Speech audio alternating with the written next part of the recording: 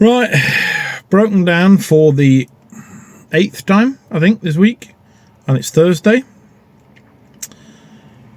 And I didn't drive the car Wednesday, I think I know the problem now, eventually, and hopefully I'll have solved it later on this evening. It's a fuel problem, and I think that 2 of the fuel lines are in the wrong place, so I need to swap them over. But that's probably the end of this video, really, but it's at the beginning, because this wasn't how I planned it to be when I started this video. But anyway, we'll take a back in time wobbly thing now back to where it should be. Hi there guys, and welcome to another episode. So you may remember in a previous video I wanted to get my fuel gauge working, which went really badly, didn't work at all. And I said at the time then I could put the old tank back together again and run it off of that as I'd modified it. I was hoping to use the fuel sender from the old tank in the new tank that I got. That didn't work very well. So I decided I may as well change the tank. And while I'm doing that, I want to try and sort out the fuel pumps, because I've had an idea. Well, I've had a tip actually from somebody else. So let's get Alice up in the air and I'll show you what my plan is to do. So I saw a guy in Finland that's building his Fiesta the way he wants to do it, and he gave me an idea. Now what he had done is he had put a plate here, the same as I've got, but then he put his catch tank and his pumps and everything on this plate. Now I thought that's a really good idea, especially as I find this car really noisy. Now part of the reason it's noisy, I think, is that pump there, this one, the low pressure pump, is bolted directly to the floor. Now it is on rubbers, but I think it's still noisy with it being attached to the floor. So I want to turn that round, and I want to put that on a plate as well here, because it's just dead space here basically. So I'm going to take this whole fuel system apart here. I want to put both the pumps, the filter and the inline filter on a plate here attached to the bottom of the floor. And I thought, while I'm redoing the fuel system here, I may as well replace the tank as well. Because of the fact that I've already rebuilt the sender unit for this tank and modified it to fit the injection system, I can actually remove this tank and fit the original tank back in again with the side mounted sender unit on it that is now adapted for injection. So I'm going to remove the fuel tank. It does mean I have to rebuild the filler neck, but I'll show you that when I get it down. So I'm going to remove this tank and replace it with the original one. I'm going to remove all of these pumps and filters and stuff, and I'm going to fit them to a plate. Now I've already made the plate and I've done a little modification to it. So I've already made this plate, which is a complete copy of the aluminium piece that I had. So all the bolt holes and everything will fit. I am going to try and put them onto rubbers so that this plate will be it'll be less stiff, let's put it that way. It won't vibrate as much. I also added this thick bitumen to the bottom of this plate to stop that plate from wobbling around, and then I'll be able to bolt the filters and the pumps to this sheet. So this sheet won't wobble. The pumps will be fitted to this sheet, which is now soundproofed or vibration proofed, and then this plate will also be mounted on rubbers underneath the car. So hopefully any vibration will all be taken out within this plate and it won't get transferred to the car. That's my plan. So I'm hoping that's going to work, but there's only one way to find out really, and that's to give it a go and see what happens. Now obviously this had to be powder coated. Can't do it without powder coating it, can I? So while I got the powder coating oven going, it would obviously be wrong of me to not powder coat the fuel tank. So the fuel tank is now powder coated as well, a nice matte black. So that's going to go underneath the car. So that looks really nice, I think. It does have a bit of a damage here. I did try to pull it out with our dent puller, but I'm not very good at it. It's a little bit better, but it's under the car, so I'm not too worried about it. But the satin black powder coated tank looks really, really nice actually. I do like the look of that. Now you've seen me taking this tank down a few times, so I'll just do this. Well, that puts the tank on the floor. Just going to pause this video in the middle just to let you know that the 4th of August is a date that you want to get in your calendars, because of the 4th of August, AD Bright has arranged a Fiesta 1, 2, 3 meet at Herbie's Diner, and obviously that's going to be part of my England journey. So if you want to meet Alice, Mrs. the Mechanic and myself, get yourself over to Herbie's Diner on the 4th of August between 10 and 1. If you've got a Mark 1, Mark 2 or a Mark 3 Fiesta, and let's fill that car park with as many Fiestas as we can, and I'll be there with a camera to film it all. So that's Herbie's Diner, 4th of August, between 10 and 1. I'll see you there. So now that all of that is off, I need to get the filler neck out. Now, as you can see, this isn't standard. It's had a piece welded onto it because the inlet hole on that tank is much bigger than the original one. So I now need to remove this again, and I need to cut off this extension piece that I put on to make sure that it's sealed tight. And then I can start on removing all of the pumps from their places, and I'm going to need to replumb it all. So this is the low pressure feed here to the low pressure pump that feeds the catch tank. So that goes all the way across there to the sender unit. Now what it needs to do is go across here and to the sender unit, which is about here somewhere. So that's just a case of shortening it off. The return pipe though goes over the back axle across here and went into the tank about here somewhere on this hose here. Well, that's obviously not going to reach all the way around to here. So I think the easiest way with that is going to be to get a new hose and just remove that hose and put the hose all the way around here into the tank so that it has a bit longer to go. It's a bit more rubber, but trying to replace all of that copper pipe is going to be a bit of a problem. So I'm not going to replace all of that copper pipe. I'm just going to get a longer hose that goes a bit further. Right, so that's everything unbolted from the car. We've got the low pressure pump, the high pressure pump, and the filter for the high pressure pump. The low pressure pump's got this little plastic filter here, which is fine. It just needs to filter what comes from the tank to this pump. This one handles a bit more fuel in it, so it needs a bit bigger filter. So now I need to place these out onto my plate. I want to be able to fit the fuel pump in the middle, the low pressure pump off to one side, and the high pressure pump off to the other side. So I'm basically going to fit them on here now, bolt them down, and then I'm probably going to have to reroute a lot of all these piping and stuff like that to make it fit the system that I've got, as well as a lot of piping underneath the car. So I'm going to crack on with drilling these down now, and I'll come back to you in a minute or two when all this lot's bolted down. So the low pressure pump is going to go there now, the filter in the middle, and the high pressure pump there. Basically I could just put a little hose in between here rather than a pipe and all sorts of other bits. This is going to go up to the catch tank. This is going to the return to the tank, and that is the feed from the tank, and then that's to the engine. So that'll just need turning around basically and going the other direction. So I'm going to bolt that all down now, and then I can start fitting this plate back up to the car, and I just have to get the pipes onto these pieces wherever they need to go. So that looks a lot neater, I think, with them fitted that way around. Nothing seems to be touching the bodywork, which is good. This is, like I say, fitted on rubbers now, so this whole plate can wobble in this end. The whole plate is covered in this bitumen stuff, so I don't think it'll wobble either there. And everything's bolted down. So hopefully this is going to make less noise. So I just need to work out now what pipes need shortening off, joining, bending, adjusting. But to start that off, we have to get the tank back in its place. But before we can fit the tank, the filler neck obviously needed a powder coat and a paint.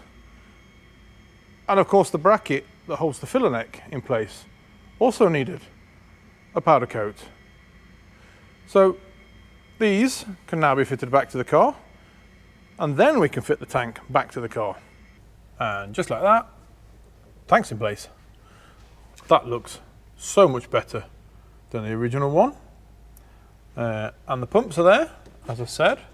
They're all now wired in, and I can't really get in there anymore to film anything. Possibly a little bit like that I can film. So that's quite good. I'm quite happy with that. It's really tight now to get in here. So the low pressure pump all the way at the back there, the filter in the middle, and the high pressure pump at the front.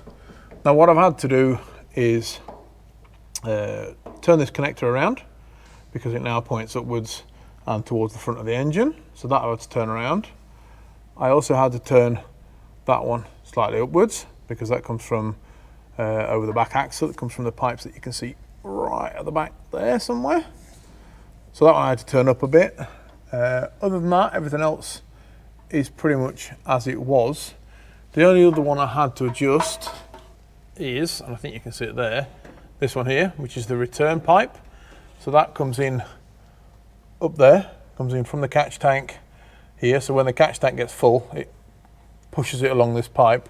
Now it used to go along the back here and into the top of the tank, up the top. Now as it doesn't have it at the top, I had to move it. So I put a little bend in it there and I brought it along the back of the tank now, and that goes into there.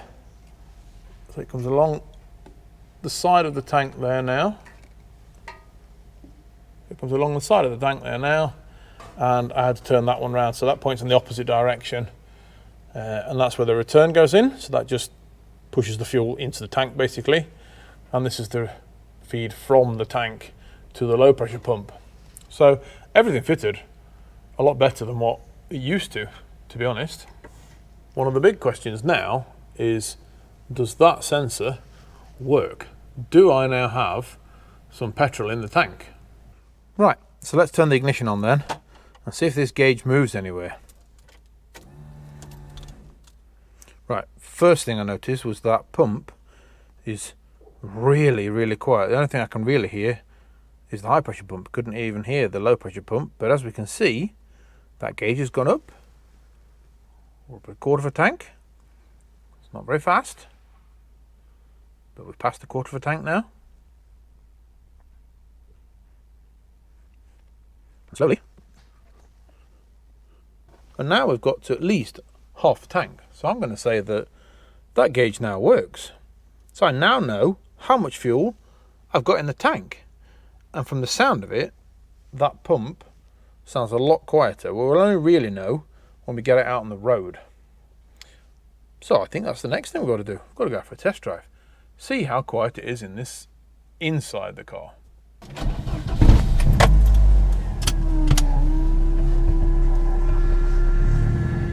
You can hear the high pressure pump.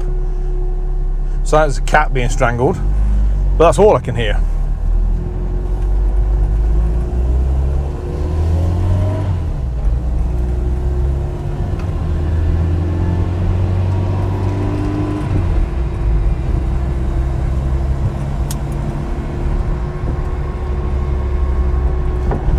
You can definitely hear the high pressure pump making that wow noise,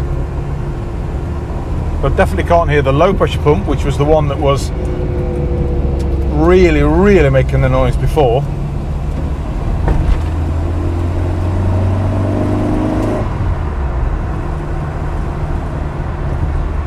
I think that sounds all right.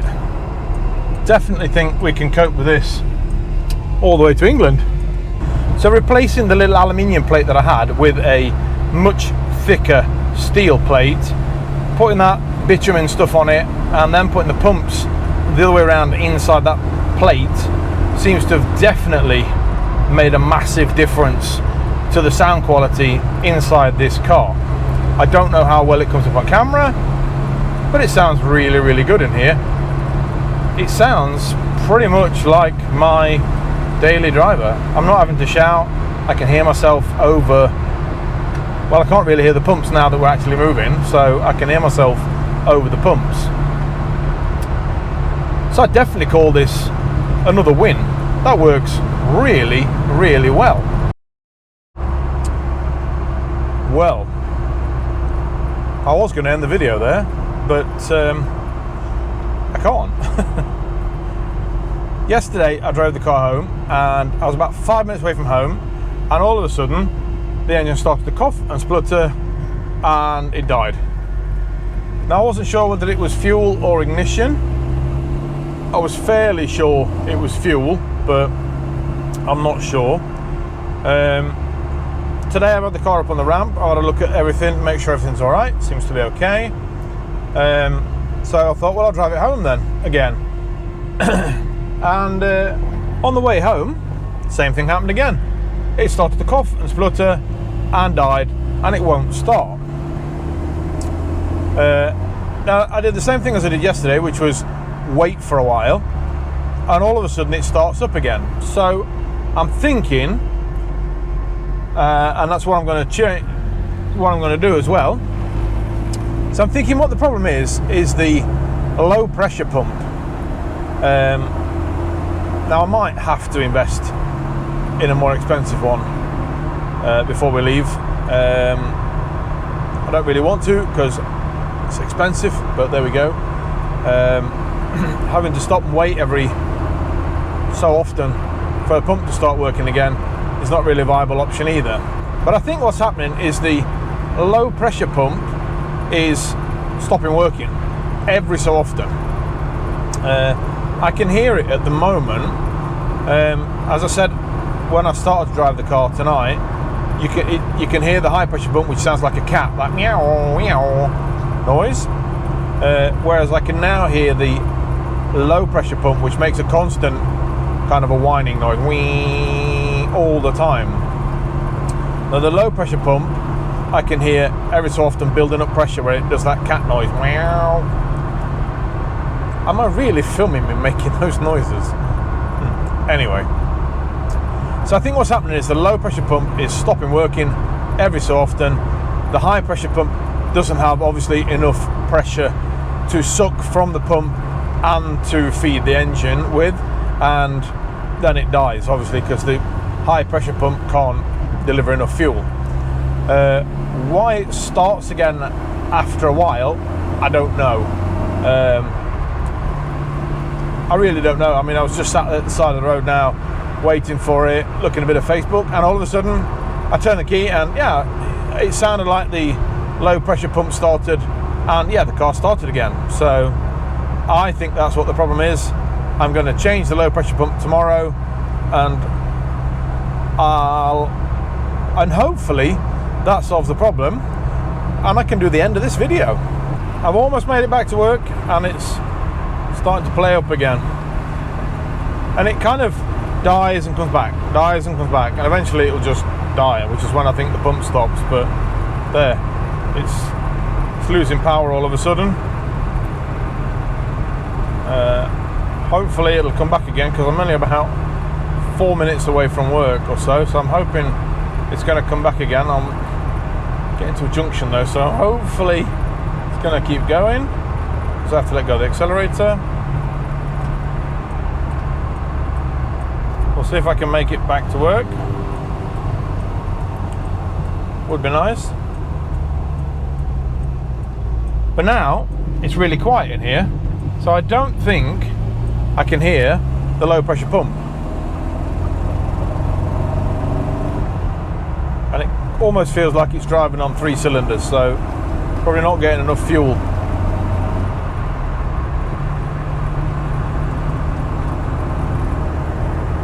And now it's running fine again. Right, broken down for the 8th time, I think, this week. So while I've got the car back on the ramp, I'll show you what the problem was. Now the problem is that hose there and that hose there. Now basically I had those two the wrong way around. So that's the outlet from the low pressure pump, and that should go to the top of the catch tank, and this is the inlet to the fuel filter that goes eventually to the high pressure pump. Now what was happening was that those two swapped around, so this was putting fuel in at the bottom of the tank, which is fine, but this was taking fuel from the top of the tank. So as soon as there wasn't enough fuel left in the catch tank to put into the filter, that's when the engine died. And that's why I couldn't get it started. I had to keep priming the pump and getting air out of the system and things like that, and eventually I could get it started, but all I was using was the fuel that was left in the top of the catch tank. So swap those two pipes around, 5-minute fix, perfect. Problem solved. So now we've come full circle. And the car is finally finished, I think. Well, I say finished, I mean enough so that I can now daily drive her, which is what I've been wanting to do for the last month or so. I really wanted to get her on the road a lot sooner, but I've had cooling problems, and I've had an engine swap, and now I've had fuel problems, and there's been things like that that have just taken so much more time than what I was hoping for. But now I can now daily drive this car. I'm not going to work out now if there's anything I need to do on it, but basically daily driver, and we're ready for Ford Fair, which is only 24 days away before we leave. Whew. So I've not got a lot of time to do this. I want to try and drive as many miles as I possibly can within now and the next 24 days before we leave. But I feel fairly confident now. I've been driving it yesterday and this morning. She didn't miss a beat. She worked absolutely perfectly. So I'm hoping that now we've solved all the problems and we can get on to actually enjoying driving this car. And boy, do I enjoy driving this car. It's fantastic. So if you like what you've seen in this episode, please press that subscribe button. I'll put my links up to the social media, which is my Instagram and my Facebook. And I'll see you in the next video. So thanks for watching, and bye-bye.